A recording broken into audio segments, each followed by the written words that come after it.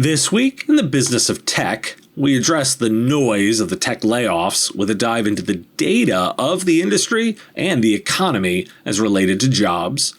The FTC may be coming for non-competes as the government moves towards zero trust.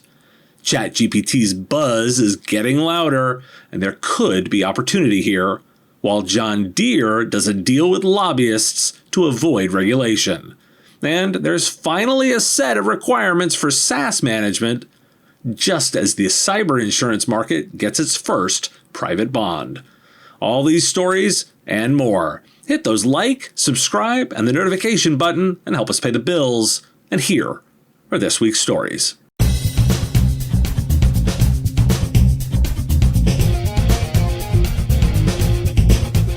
If you were to read only the tech press right now, you would think that layoffs are everything.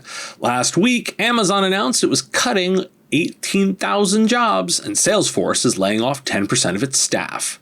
That's not the entire picture. The Labor Department last week also announced that only 204,000 people filed new jobless claims, the lowest since September. The number of continuing unemployment claims fell by 24,000.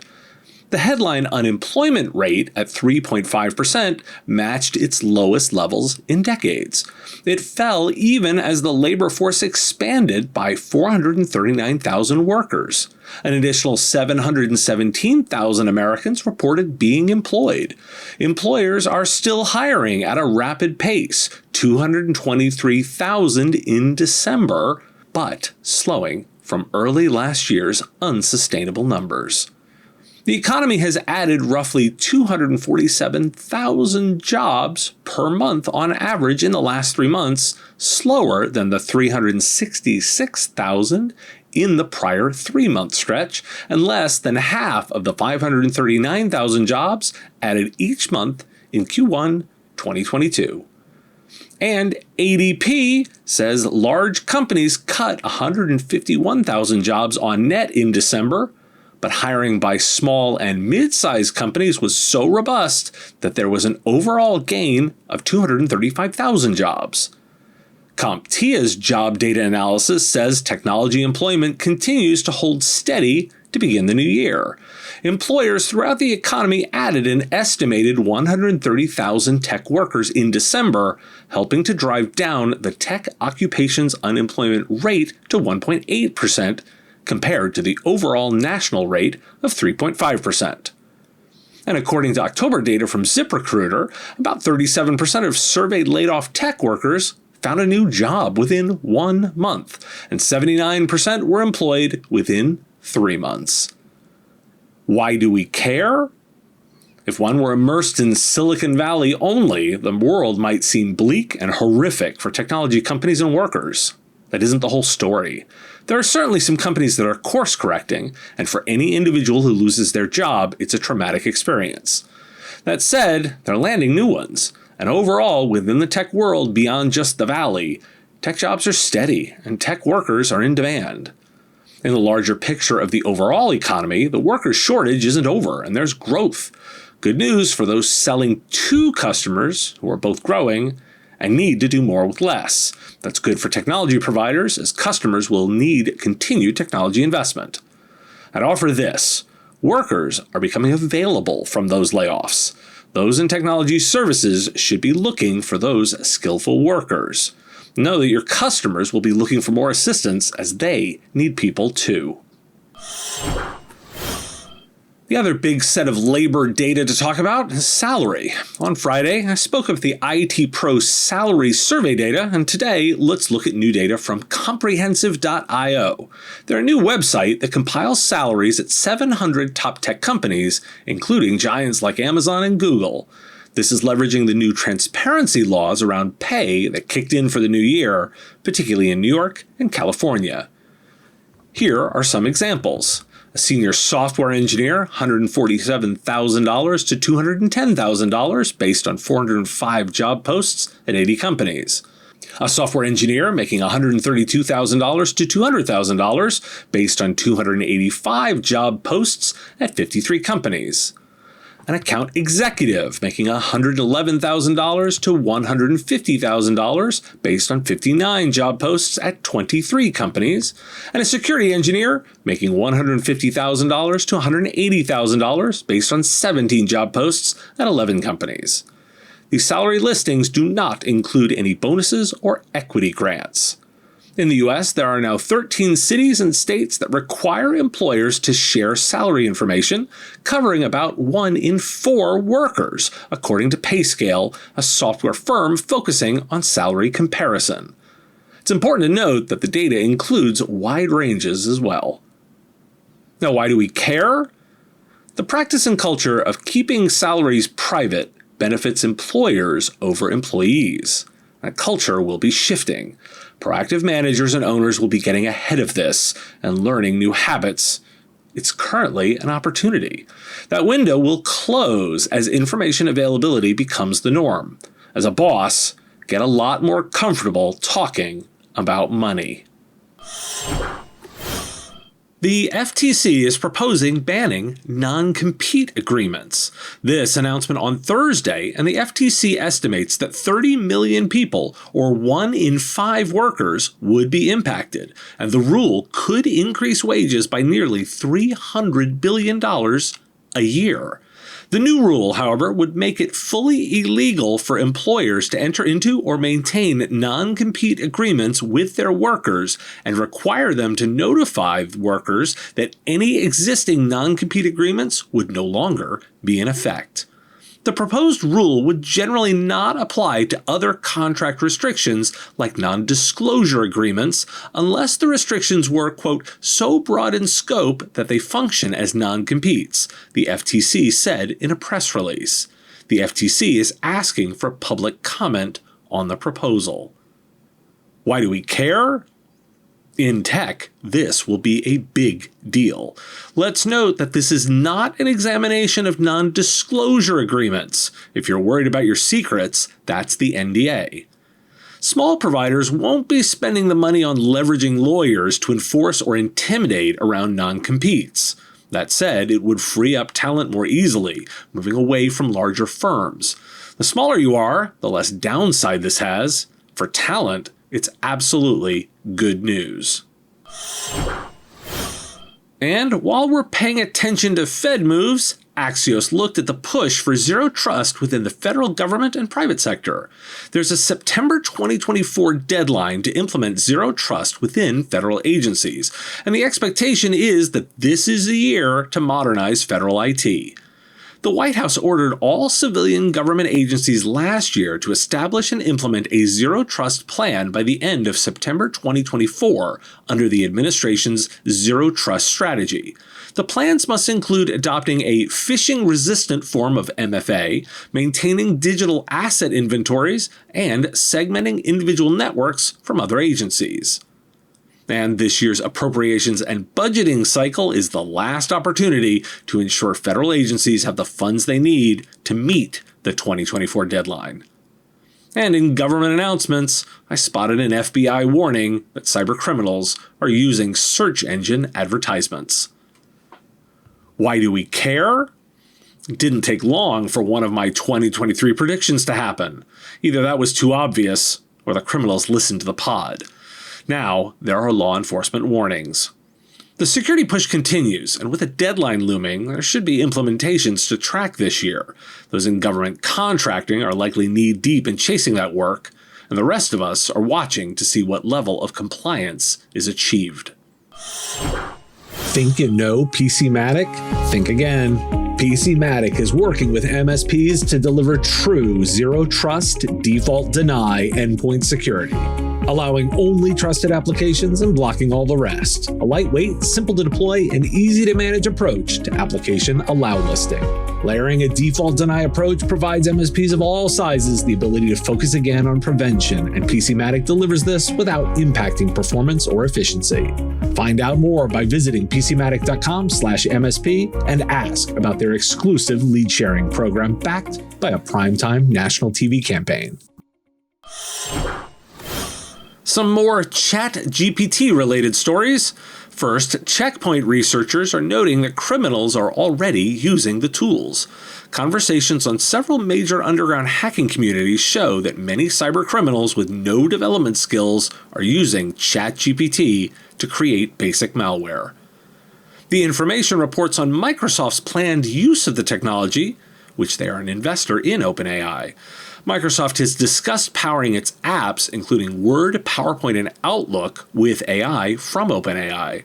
The company is also looking to roll out new features in Bing earlier this year, relying on the technology. And Politico is reporting on how Joshua Browder, the founder of a consumer-empowered startup, is planning to send an actual defendant into a real court armed with a recording device and a set of earbuds. Browder's company will feed audio of the proceedings into an AI that will, in turn, spit out legal arguments. The defendant, he says, has agreed to repeat verbatim the outputs of the chatbot to an unwitting judge.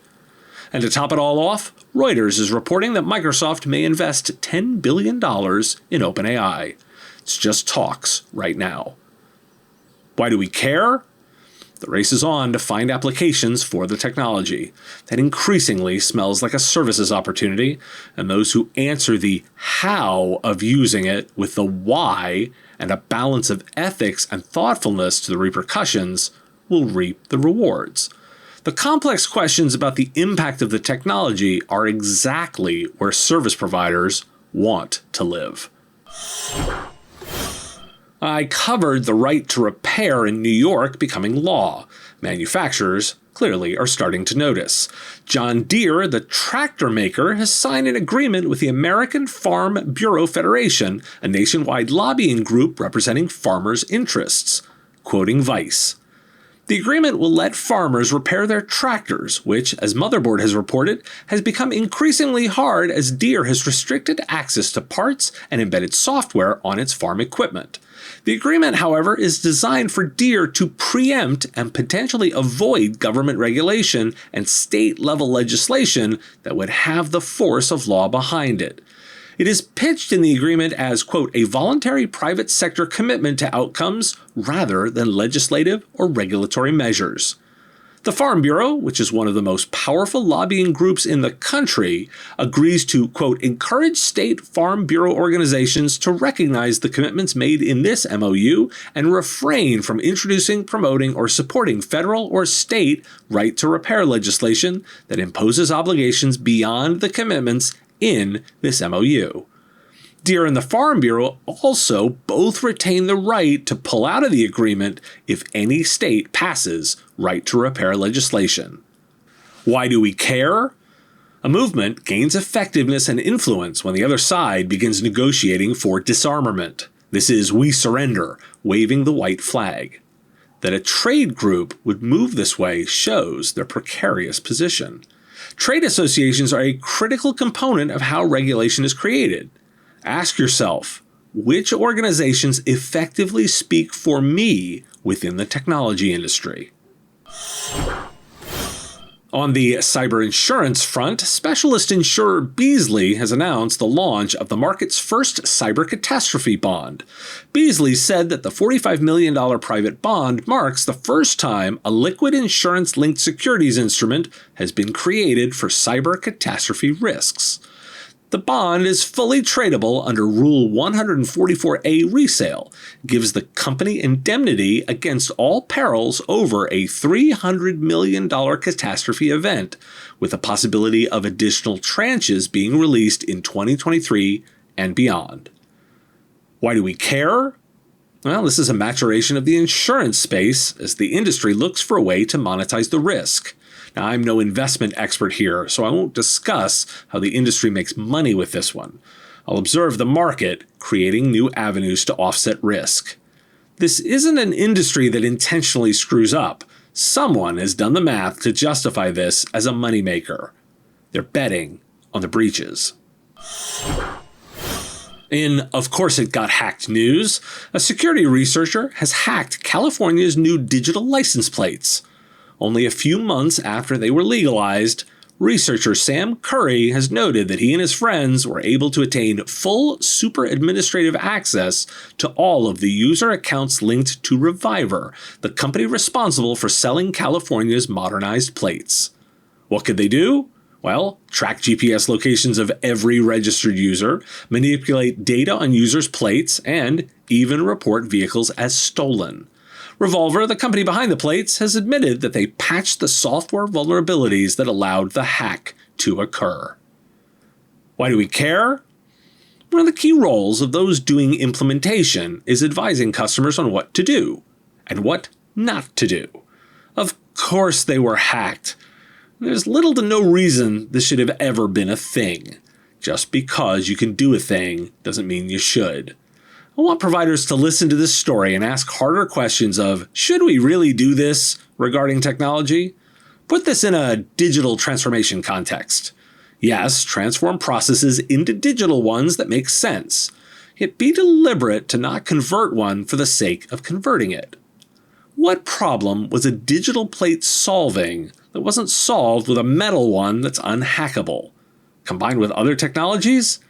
Someone should have asked that. Let's start with a new research report by Kaspersky digging into the state of MSPs. Their top findings. The most important item MSPs look for in vendors? Price. 89% of respondents. For security vendors, 58% are looking for 24/7 availability and 42% cite being willing to spend between 11 and 15% of their product cost on extended technical support.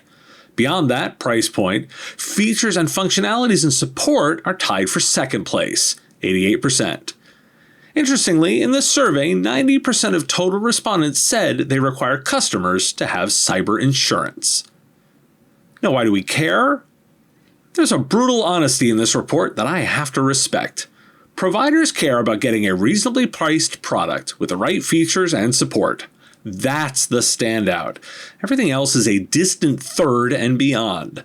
Vendors, you can make all this noise about your other stuff, like your community, your sales, marketing support, your education, but at the end of the day, it's a product at a good price. Hey, they said it. The other report I want to highlight today is one sent to me by a listener. Thanks, William. It's from December, yet it's precisely what I'd been looking for. A market guide for SaaS management platforms from Gartner. Some notable quotes. SaaS management platforms, or SMPs, provide central admin console capabilities to discover, manage, automate, optimize, govern, and enable SaaS used by employees. SMP also enhances protections of identities and data while using SaaS. Only SMPs offer all of these capabilities, but other adjacent tools such as software asset management, SaaS security, and office productivity governance can provide complementary support for this work. Here's another key passage. SaaS spending continues to grow by 15 to 20% annually as organizations maintain an average of over 125 different SaaS applications totaling $1,040 per employee annually. Despite this growth, the 5-year-old SMP market remains immature and fragmented.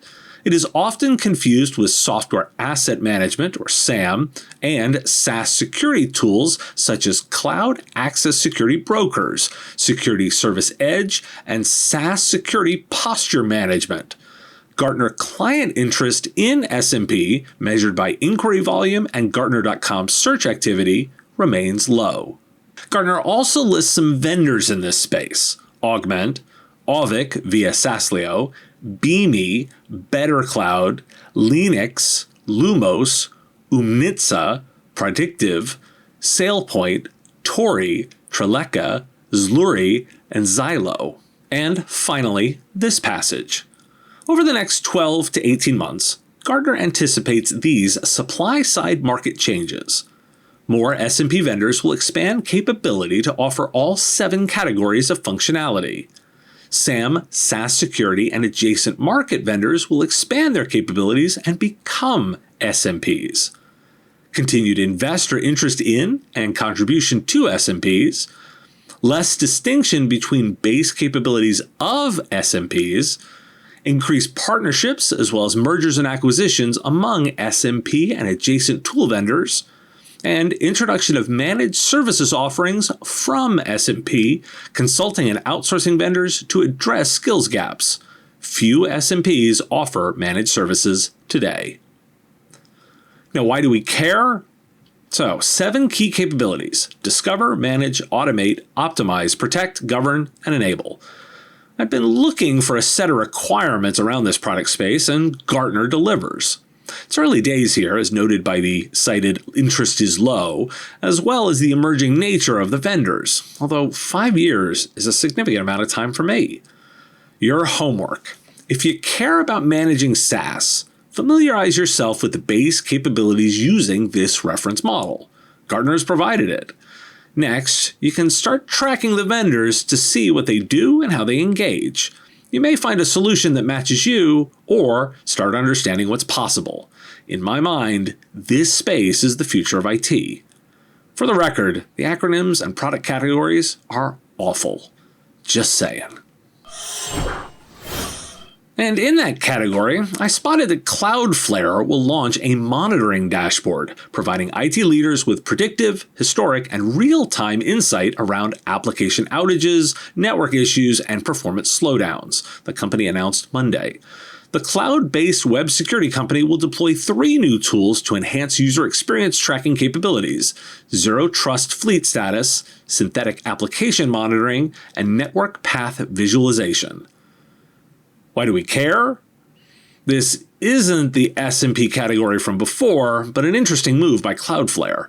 Squint a bit, and you can see them being the management console of the cloud. They could very well end up on that list from the previous story.